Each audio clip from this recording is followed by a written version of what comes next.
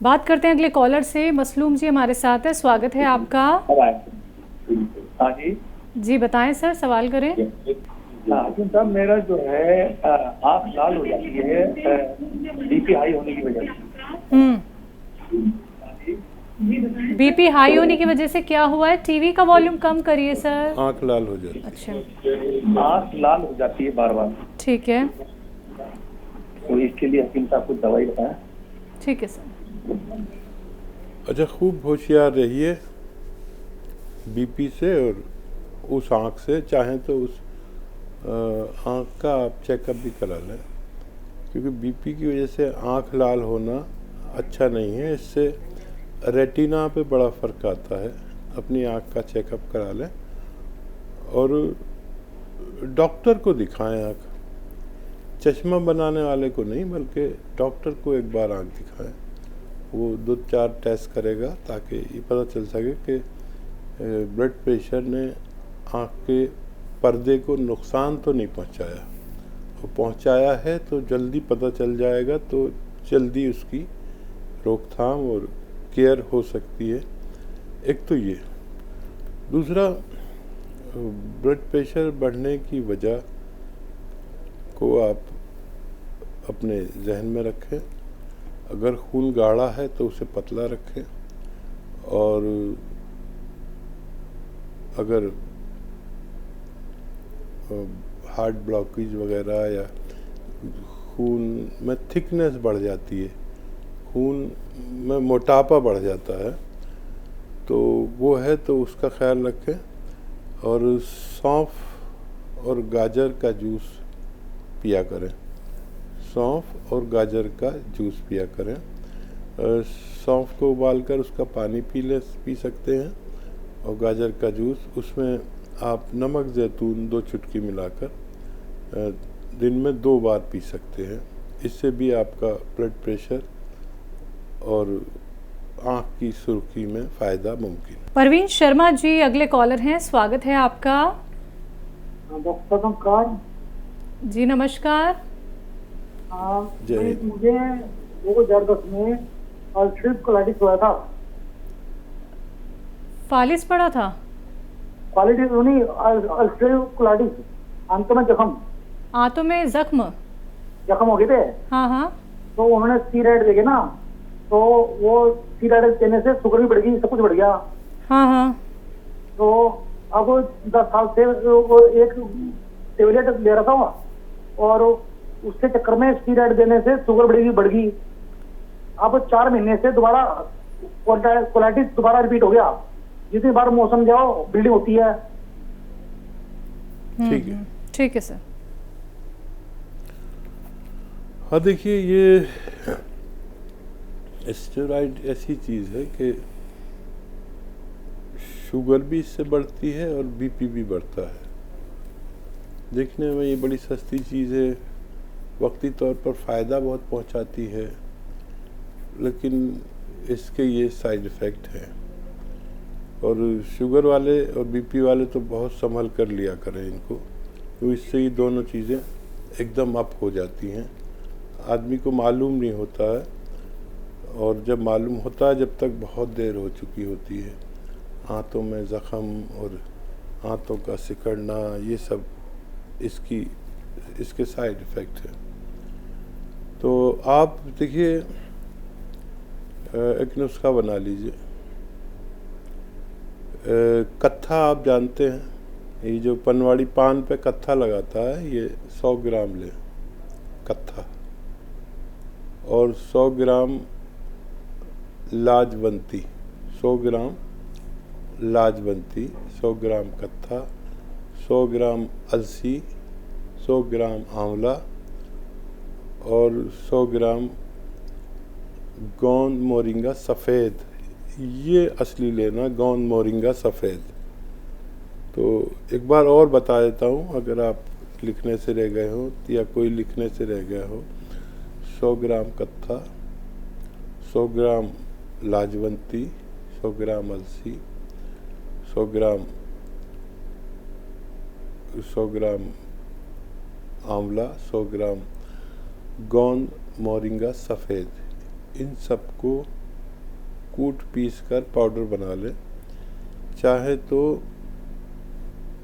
चने की बराबर गोलियां बना लें, मटर की या चने की बराबर गोलियां बना लें, या इतना ही पाउडर इसका 2 चने की बराबर पाउडर सुबह और 2 चने की बराबर पाउडर शाम को दूध के साथ लेना है और लगातार कई महीने लेना है ताकि आपको फ़ायदा हो सके। पंजाब से हैं हरभजन सिंह जी, स्वागत है आपका।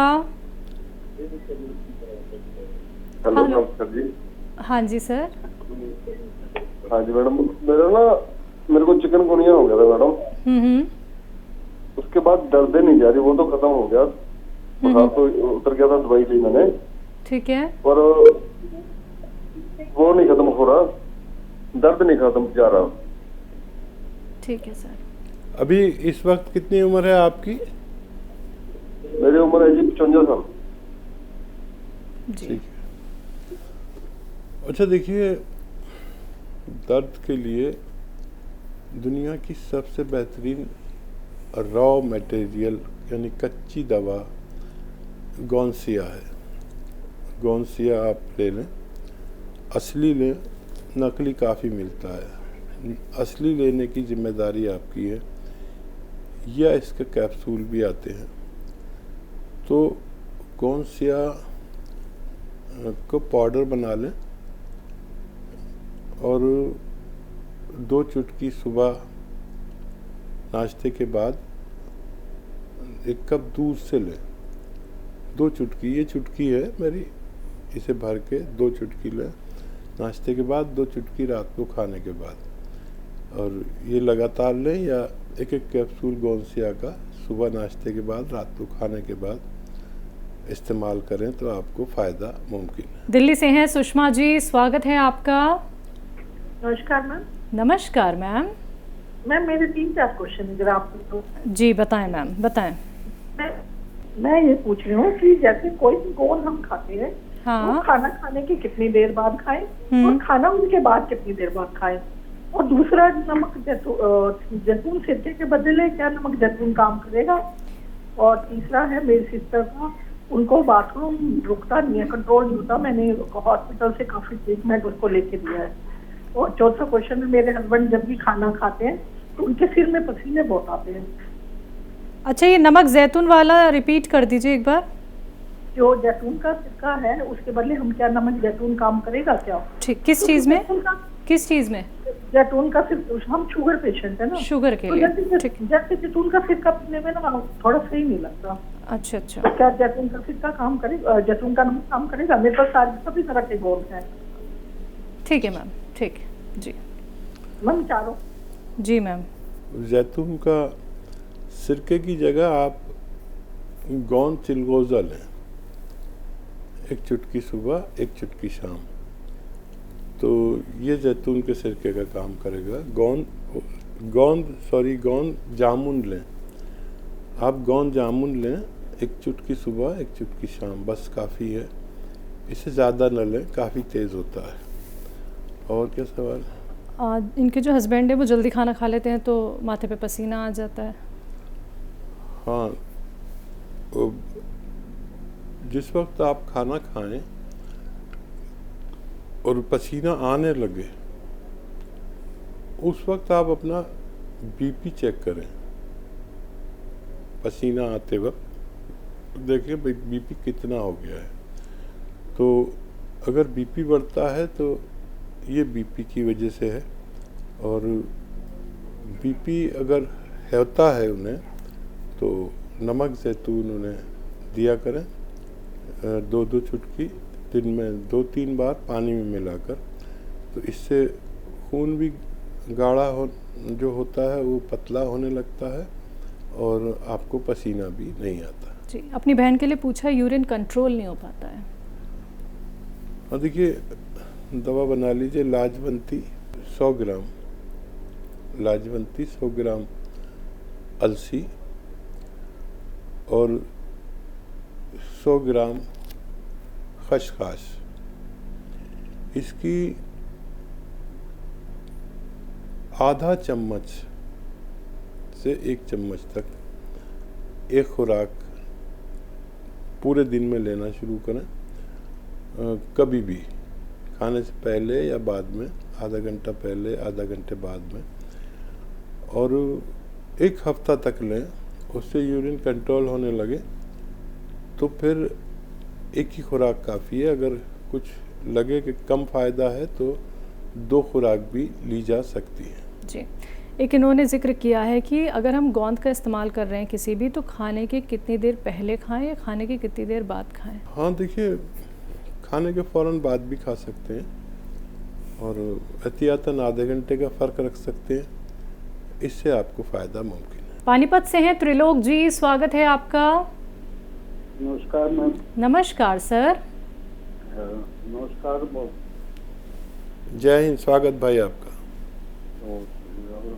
सर ऐसे है, मैडम है जी मेरी घरवाली जी, तो उसको जी बुखार है जी 2 साल से। बुखार? हाँ जी। अच्छा। तो वो बुखार नहीं टूट रहा जी। जी। देखिए, पता नहीं आप शहर में रहते हैं या गांव में, लेकिन सड़कों के किनारे गांवों में और खेतों में एक पौधा खड़ा होता है जिसमें जीरे जैसे कांटे होते हैं। इसे आप सर्च भी कर सकते हैं। उसे चिरचिटा कहते हैं। चिरचिटा के 2 पत्ते रोज़ाना चबाकर खाएं या पीसकर पानी में पी लें।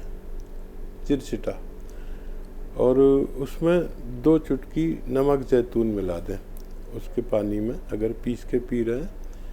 और ऐसे चबा के खा रहे हैं तो पानी में 2 चुटकी नमक जैतून मिला के ये पी लिया करें, उनको फ़ायदा होना मुमकिन है। कर्नाटक से हैं मोहम्मद नहीम जी, स्वागत है आपका। वालेकुम अस्सलाम सर।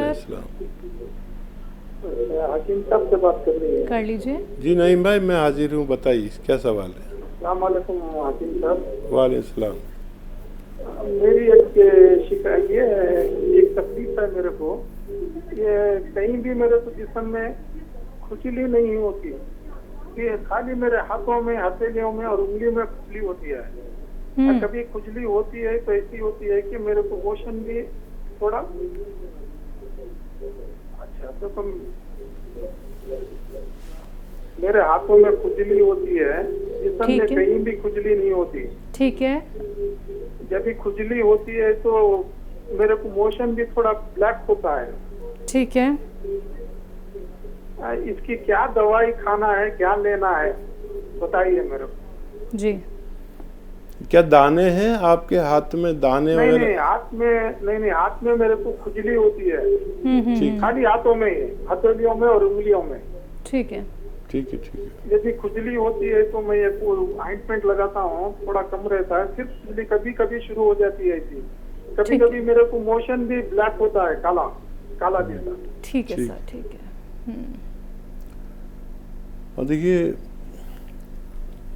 खून की सफाई चाहिए आपके, और खून की सफाई के लिए नमक जैतून 2-3 चुटकी पानी में मिलाइए और दिन में 2 या 3 बार पी लिया करिए।